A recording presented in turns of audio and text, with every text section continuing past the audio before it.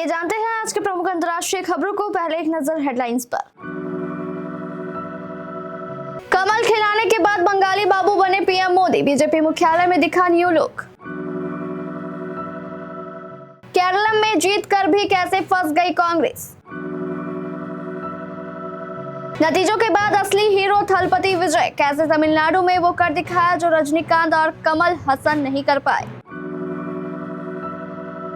Trump ने ठुकराया Iran का शांति प्रस्ताव, क्या परमाणु डील पर झुक गया ईरान।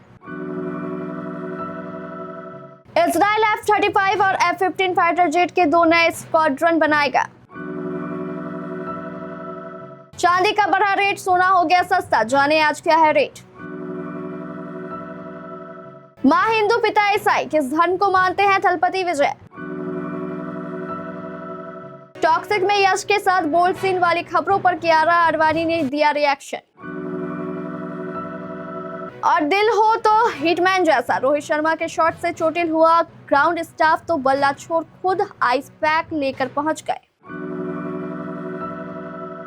पश्चिम बंगाल में बीजेपी की अभूतपूर्व जीत के बाद प्रधानमंत्री नरेंद्र मोदी सोमवार को पार्टी मुख्यालय पहुंचे। इस दौरान पीएम मोदी बंगाली धोती कुर्ता पहने नजर आए। पीएम मोदी को आमतौर पर अपने पहनावे के जरिए राजनीतिक संदेश देने के लिए जाना जाता है।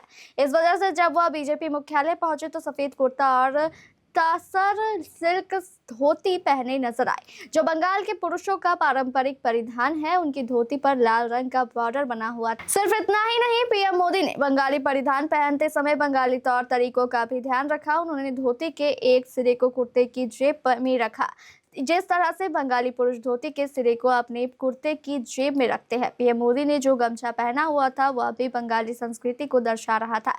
वह गमछा सूती कपड़े का था और उस पर डॉट जैसा पैटर्न था जो बंगाल की पारंपरिक पहचान है।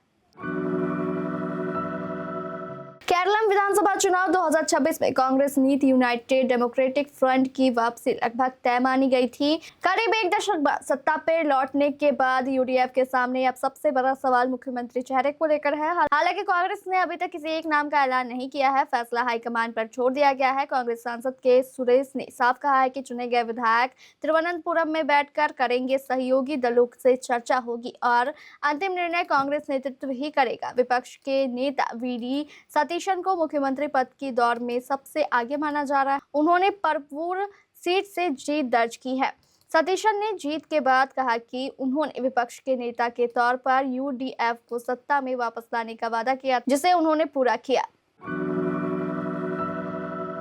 5 राज्यों के चुनावी नतीजों के बीच थलपति इस्लाम की गूंज सुनाई पड़ रही है। साउथ सिनेमा के सुपरस्टार थलपति विजय ने तमिलनाडु विधानसभा चुनाव में सबको चौंका दिया है। चुनाव से पहले जब नई पार्टी बनाकर थलपति ने इलेक्शन में उतरने की बात की तो उस वक्त बहुत लोगों ने इसे गंभीरता से नहीं लिया। कई लोगों ने इसे तमिलनाडु में अपने प्रशंसकों के दम पर राजनीति में जगह बनाने की कोशिश के रूप में देखा। उस वक्त शायद ही किसी ने अंदाजा लगाया होगा कि आने वाले वक्त में थलपति ही विजय होंगे। तमिलनाडु में फिल्मी सितारों को नेता चुनने का इतिहास रहा है। एमजीआर और जयललिता जैसे दिग्गजों ने मुख्यमंत्री के रूप में अपनी धाक जमाई, वहीं कमल हसन और रजनीकांत जैसे नेता सफल नहीं हुए। मिडिल ईस्ट में जारी संघर्ष के बीच अमेरिकी राष्ट्रपति डोनाल्ड ट्रंप ने ईरान के नए शांति प्रस्ताव को अस्वीकार्य बताते हुए खारिज कर दिया। उन्होंने तेहरान के 14 सूत्रीय प्रस्ताव को ठुकरा दिया, जिसका उद्देश्य मौजूदा युद्ध विराम को अधिक अस्थायी समझौते में बदलना माना जाता है। इजरायली मीडिया आउटलेट के न्यूज से बातचीत में अमेरिकी राष्ट्रपति ने स्पष्ट किया कि गहन विचार विमर्श के बाद भी यह प्रस्ताव उनकी अपेक्षाओं पर खरा नहीं उतरेगा। ट्रंप ने कहा कि अब मुझे स्वीकार नहीं है, मैंने इसका अध्ययन किया है, हर पहलू देखी है, यह स्वीकार करने लायक नहीं है। रिपोर्ट के मुताबिक ट्रंप ने कहा कि ईरान समझौता करना चाहता है लेकिन वह उनके प्रस्ताव से संतुष्ट नहीं है। कुछ ऐसी बातें हैं जिससे वह सहमत नहीं हो सकते। ईरान ने युद्ध को अस्थायी रूप से खत्म करने के अपने सबसे ताजा राजनयिक कदम के तहत अमेरिका को 14 सूत्रीय एक नया प्रस्ताव दिया है। इस प्रस्ताव में सबसे खास बात परमाणु हथियार पर बातचीत है। ऐसा लगता है कि ईरान अमेरिका पर युद्ध समाप्त करने और ईरानी बंदरगाहों पर लगी नाकेबंदी हटाने का दबाव बनाने के लिए बाद में किसी तारीख पर परमाणु मुद्दों पर चर्चा करने की संभावना पेश कर रहा है। हालांकि अपने नवीनतम प्रस्ताव में ईरान ने अपने परमाणु कार्यक्रम के संबंध में कोई रियायत देने की कोई पक्की प्रतिबद्धता नहीं जताई। वहीं शनिवार को इस नए प्रस्ताव पर प्रतिक्रिया देते हुए अमेरिकी राष्ट्रपति डोनाल्ड ट्रंप ने कहा कि वह इसका अध्ययन कर रहे हैं, लेकिन उन्हें पक्के यकीन नहीं है कि वह ईरान के साथ कोई समझौता कर पाएंगी। यह बात उन्होंने तब कही जब एक दिन पहले ही उन्होंने मध्यस्थ पाकिस्तान के जरिए तेहरान से मिले पिछले प्रस्ताव पर अपनी निराशा जाहिर की थी। इजराइल के प्रधानमंत्री बेंजामिन नेतन्याहू ने देश की वायुसेना को और मजबूत बनाने के लिए बड़ा फैसला लिया है। इजराइल ने 2 नए स्क्वाड्रन लड़ाकू विमान खरीदने की मंजूरी दे दी है। इसमें एक स्क्वाड्रन अमेरिका के लॉकहीड मार्टिन कंपनी के F-35 फाइटर जेट और दूसरी स्क्वाड्रन बोइंग कंपनी के F-15IA विमान शामिल होंगे। इस खरीदारी का लक्ष्य है कि इजराइल के पास कुल 100 F-35I और 50 F-15IA विमान हो जाए। हाल ही में ईरान के खिलाफ ऑपरेशन रोरिंग लायन जैसे सैन्य अभियानों से इजराइल ने कई सबक सीखे। इन अभियानों में वायुसेना की क्षमता बहुत महत्वपूर्ण साबित हुई। नेतन्याहू सरकार का मानना है कि भविष्य की चुनौतियों का सामना करने के लिए हवाई श्रेष्ठता बनाए रखना जरूरी है। F-35 फाइटर जेट दुश्मन के रडार में आसानी से नहीं पकड़े जाते, जबकि F-15IA बेहद शक्तिशाली और लंबी दूरी के हमलों में सक्षम है।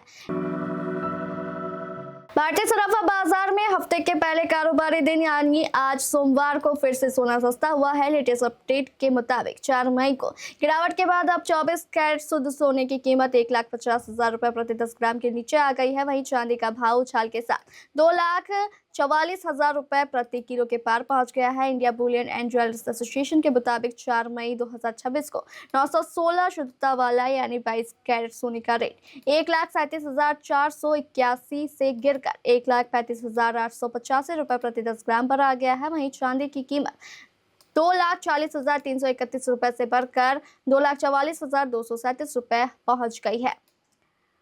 ताजा आंकड़ों के मुताबिक सोमवार से शुक्रवार रोज सुबह और शाम गोल्ड और सिल्वर के रेट जारी होते हैं और रेट सर्वमान्य है। हालांकि बीते शुक्रवार 1 मई को बुद्ध पूर्णिमा एवं राष्ट्रीय मजदूर दिवस की छुट्टी के कारण सोना चांदी की कीमतें जारी नहीं की गई थी। तमिलनाडु के विधानसभा चुनाव में थलपति विजय ने अपनी मौजूदगी से बड़े दलों को चौंका दिया। खबर लिखे जाने तक थलपति विजय की पार्टी जीत चुकी थी। ऐसे में तमिलनाडु में विजय को अगले मुख्यमंत्री के तौर पर देखा जा रहा है। चुनाव में डीवीके के जबरदस्त प्रदर्शन से न सिर्फ पार्टी के कार्यकर्ता बल्कि विजय का परिवार भी बहुत खुश है। सोशल मीडिया पर भी विजय खूब ट्रेंड कर रहा है। इंटरनेट पर कोई उनका पूरा नाम सर्च कर रहा है तो कोई उनके धर्म के बारे में जानना चाह रहा है। बता दें कि दक्षिण भारतीय सिनेमा के सुपरस्टार थलपति विजय का पूरा नाम जोसेफ विजय चंद्रशेखर है। उनका पूरा नाम अक्सर लोगों में उनके धर्म को लेकर एक कंफ्यूजन पैदा करता है, इसलिए बहुत से फैंस को उनके धर्म की जानकारी नहीं है। थलपति विजय का जन्म तमिलनाडु के एक कैथोलिक क्रिश्चियन परिवार में हुआ था। उनके पिता S.A. चंद्रशेखर तमिलनाडु सिनेमा के जाने माने निर्देशक हैं। विजय को सुपरस्टार बनाने में उनकी अहम भूमिका रही। विजय की मां शोभा चंद्रशेखर एक प्लेबैक सिंगर रही और वह हिंदू धर्म से ताल्लुक रखती है। उन्होंने एक इंटरव्यू में बताया कि उनके माता पिता ने लव मैरिज की थी। बेशक विजय के पिता ईसाई और मां हिंदू धर्म से संबंध रखते हो, लेकिन सार्वजनिक रूप से विजय खुद को धार्मिक पहचान से ज्यादा इंसानियत और सामाजिक मूल्यों से जोड़कर पेश करना पसंद करते हैं। उनके पारिवारिक संस्कार और धार्मिक मूल्यों में इनकी झलक दिखाई देती है। पिता के ईसाई होने के बावजूद विजय कई बार अपनी मां के साथ हिंदू देवी देवताओं के मंदिर जाते हैं। उनके माथे पर कई बार चंदन तिलक और गले में रुद्राक्ष की माला देखी गई है। कियारा आडवाणी अपनी अपकमिंग फिल्म टॉक्सिक को लेकर चर्चा में है। यह फिल्म इस साल सबसे ज्यादा इंतजार की जाने वाली फिल्मों में से एक है। जब इस फिल्म का टीजर रिलीज हुआ तो इसमें दिखाए गए बोल्ड सीन चर्चा का विषय बन गए। हाल ही में ऐसी खबरें आई है कि कियारा और यश के बीच फिल्म में कुछ बोल्ड सीन है। खबर यह भी है कि कियारा ने मेकर से उन सीन को थोड़ा कम करने की गुजारिश की है। इस मामले पर अब कियारा ने रिएक्शन दिया है। इस तरह की खबरों को कियारा आडवाणी ने सिरे से खारिज किया और जिसमें कहा गया है कि उन्होंने मेकर से बोल्ड सीन कम करने की गुजारिश की है। उन्होंने अपनी इंस्टाग्राम स्टोरी पर एक पोस्ट शेयर किया। इसमें यश के साथ उनकी तस्वीर है। इसके कैप्शन में उन्होंने लिखा है, बिल्कुल बकवास।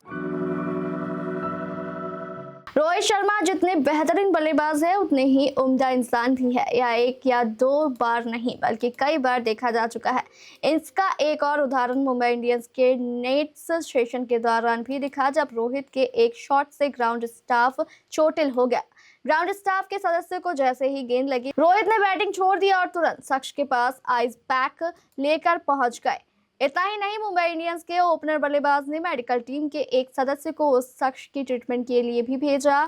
फैंस हिटमैन की इस दरिया दिली के कायल है और जमकर तारीफ कर रहे हैं। शिवन विश्वास नामक ग्राउंड स्टाफ ने बताया कि जब रोहित शर्मा सर ने हमें ऑफ साइड का नेट हटाने को कहा तो हमने नेट हटा दिया और एक तरफ खड़े हो गए। मैं रस्सियां समेटने में लगा था और मेरा ध्यान खिलाड़ियों की तरफ नहीं था।